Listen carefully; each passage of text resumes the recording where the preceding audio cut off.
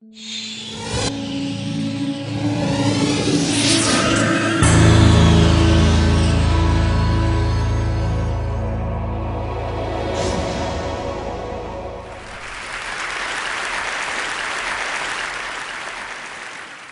it's 1995, I'm in college, and a friend and I go on a road trip from Providence, Rhode Island to Portland, Oregon. And we're young and unemployed, so we do the whole thing on back roads, through state parks and national forests, basically the longest route we can possibly take.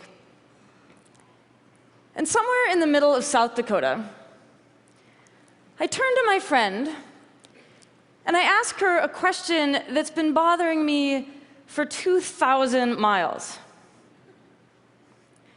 What's up with the Chinese character I keep seeing by the side of the road? My friend looks at me totally blankly. There's actually a gentleman in the front row who's doing a perfect imitation of her look. And I'm like, all the signs we keep seeing with the Chinese character on them. She just stares at me for a few moments. And then she cracks up, because she figures out what I'm talking about. And what I'm talking about is this.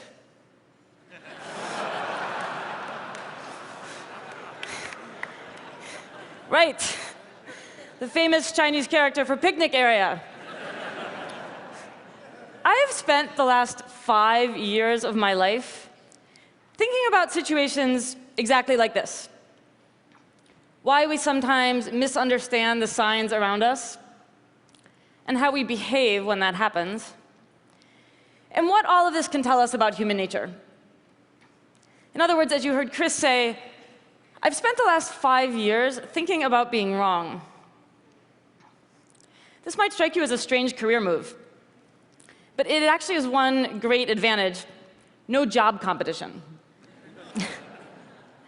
In fact, most of us do everything we can to avoid thinking about being wrong, or at least to avoid thinking about the possibility that we ourselves are wrong. We get it in the abstract. We all know everybody in this room makes mistakes. The human species in general is fallible. Okay, fine.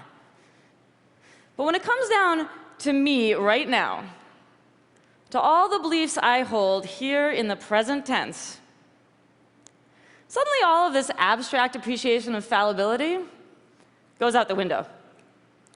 And I can't actually think of anything I'm wrong about. And the thing is, the present tense is where we live. We go to meetings in the present tense. We go on family vacations in the present tense.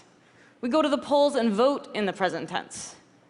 So effectively, we all wind up kind of traveling through life sort of trapped in this little bubble of feeling very right about everything. I think this is a problem. I think it's a problem for each of us as individuals in our personal and professional lives. And I think it's a problem for all of us collectively as a culture. So what I want to do today is, first of all, talk about why we get stuck inside this feeling of being right. And second, why it's such a problem. And finally, I want to convince you that it is possible to step outside of that feeling. And that if you can do so, it is the single greatest moral, intellectual, and creative leap you can make. So why do we get stuck in this feeling of being right? One reason actually has to do with the feeling of being wrong. So let me ask you guys something. Or actually, let me ask you guys something, because you're right here. How does it feel, emotionally? How does it feel to be wrong? Dreadful. Thumbs down. Embarrassing. OK, wonderful, great. Dreadful, thumbs down, embarrassing. Thank you. These are great answers. But they're answers to a different question. You guys are answering the question, how does it feel to realize you're wrong? Realizing you're wrong can feel like all of that, and a lot of other things, right? I mean, it can be devastating. It can be revelatory. It can actually be quite funny, like my stupid Chinese character mistake. But just being wrong doesn't feel like anything. I'll give you an analogy. You remember that Looney Tunes cartoon where there's this kind of pathetic coyote who's always chasing and never catching a roadrunner? In pretty much every episode of this cartoon, there's a moment where the coyote is chasing the roadrunner, and the roadrunner runs off a cliff, which is fine. He's a bird. He can fly. But the thing is, the coyote runs off the cliff right after him. And what's funny, at least if you're 6 years old, is that the coyote's totally fine too. He just keeps running. Right up until the moment that he looks down and realizes that he's in midair. That's when he falls. When we're wrong about something, not when we realize it, but before that, we're like that coyote after he's gone off the cliff and before he looks down. We're already wrong. We're already in trouble. But we feel like we're on solid ground. So I should actually correct something I said a moment ago. It does feel like something to be wrong. It feels like being right. So this is one reason, a structural reason, why we get stuck inside this feeling of rightness. I call this error blindness. Most of the time, we don't have any kind of internal cue to let us know that we're wrong about something until it's too late. But there's a second reason that we get stuck inside this feeling as well, and this one is cultural. Think back for a moment to elementary school. You're sitting there in class, and your teacher is handing back quiz papers. And one of them looks like this. This is not mine, by the way. So there you are in grade school, and you know exactly what to think about the kid who got this paper. That's the dumb kid, the troublemaker, the one who never does his homework. So by the time you are 9 years old, you've already learned, first of all, that people who get stuff wrong are lazy, irresponsible dimwits. And second of all, that the way to succeed in life is to never make any mistakes.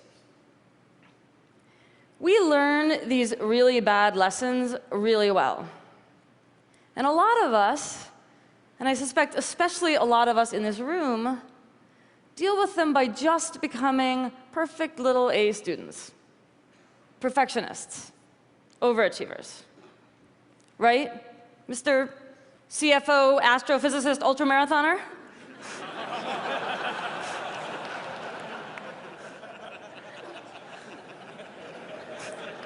You're all CFO, astrophysicist, ultramarathoners, it turns out. Okay, so fine, right? Except that then we freak out at the possibility that we've gotten something wrong. Because according to this, getting something wrong means there's something wrong with us. So we just insist that we're right, because it makes us feel smart and responsible and virtuous and safe. So let me tell you a story. A couple of years ago, a woman comes into Beth Israel Deaconess Medical Center for a surgery. Beth Israel's in Boston. It's the teaching hospital for Harvard, one of the best hospitals in the country. So this woman comes in, and she's taken into the operating room. She's anesthetized. The surgeon does his thing, stitches her back up, sends her out to the recovery room. Everything seems to have gone fine. And she wakes up, and she looks down at herself, and she says, "Why is the wrong side of my body in bandages?"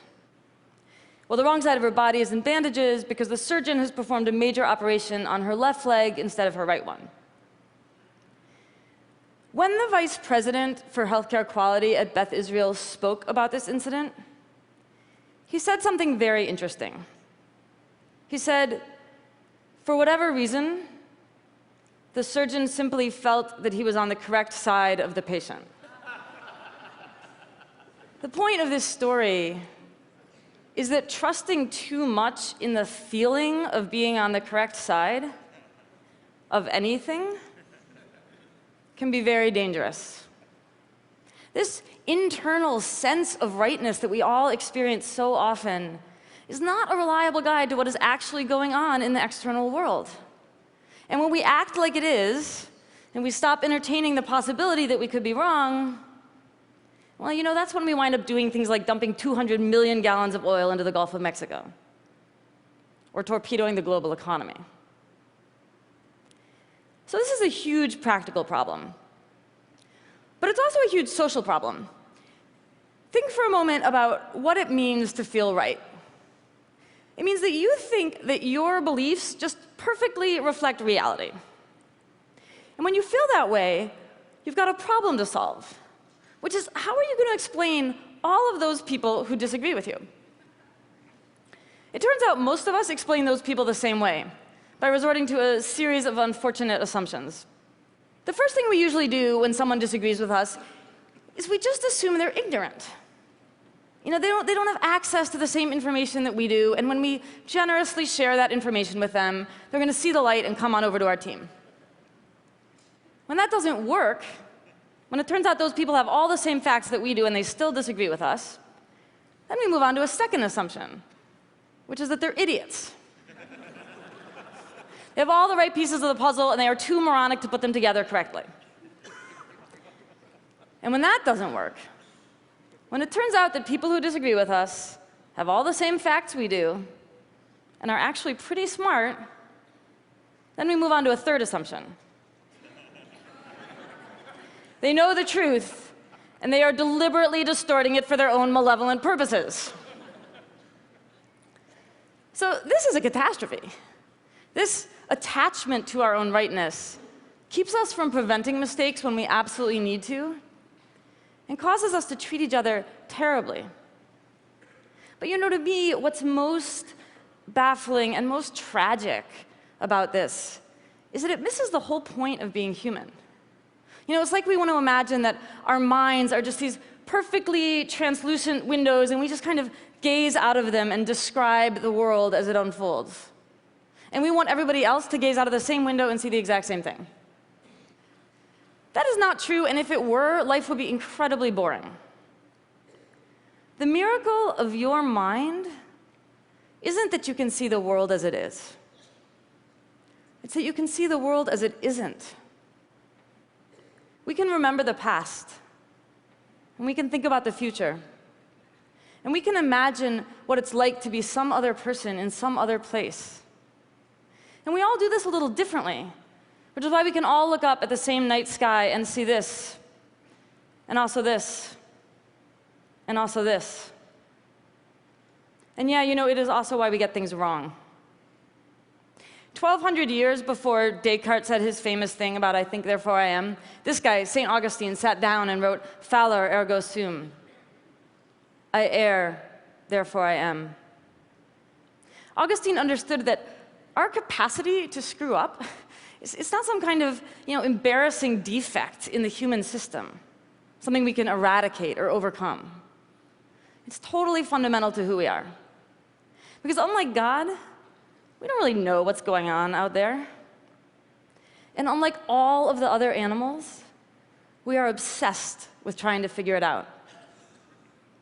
To me, this obsession is the source and root of all of our productivity and creativity. Last year, for various reasons, I found myself listening to a lot of episodes of the public radio show This American Life. I'm sure a lot of you know it.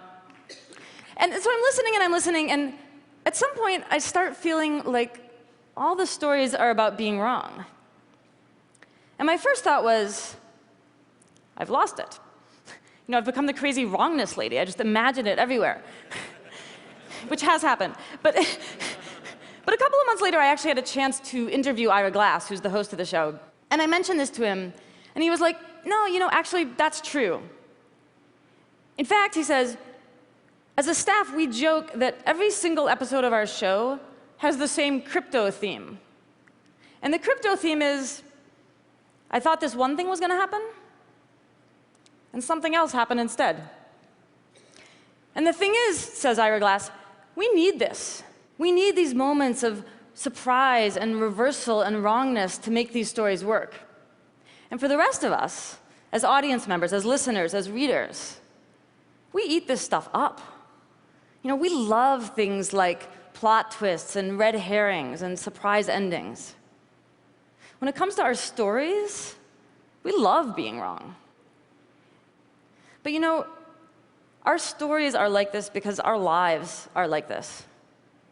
We think this one thing is going to happen, and something else happens instead. George Bush thought he was going to invade Iraq, find a bunch of weapons of mass destruction, liberate the people, and bring democracy to the Middle East. And something else happened instead. And Hosni Mubarak thought he was going to be the dictator of Egypt for the rest of his life until he got too old or too sick and could pass the reins of power on to his son. And something else happened instead. And maybe you thought you were going to grow up and marry your high school sweetheart and move back to your hometown and raise a bunch of kids together.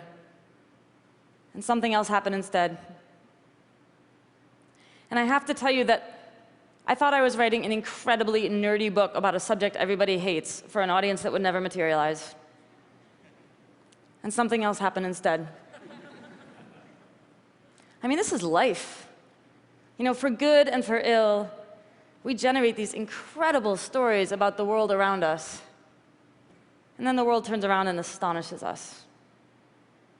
I mean, no offense, but this entire conference is an unbelievable monument to our capacity to get stuff wrong. We just spent an entire week talking about innovations and advancements and improvements, but you know why we need all of those innovations and advancements and improvements? Because half the stuff that seemed most mind-boggling and world-altering at, TED 1998,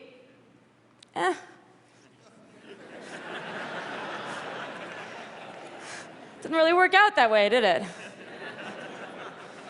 You're like, where's my jetpack, Chris?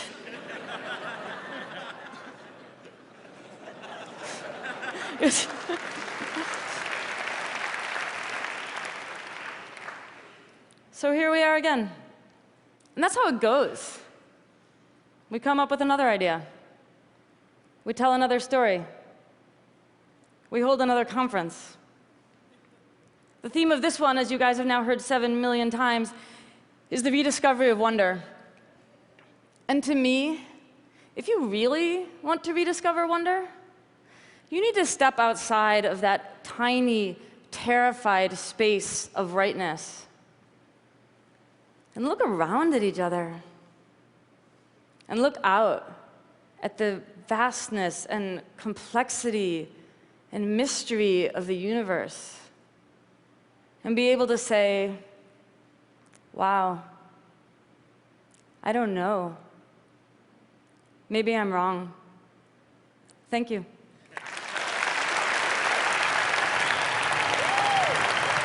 Thank you, guys.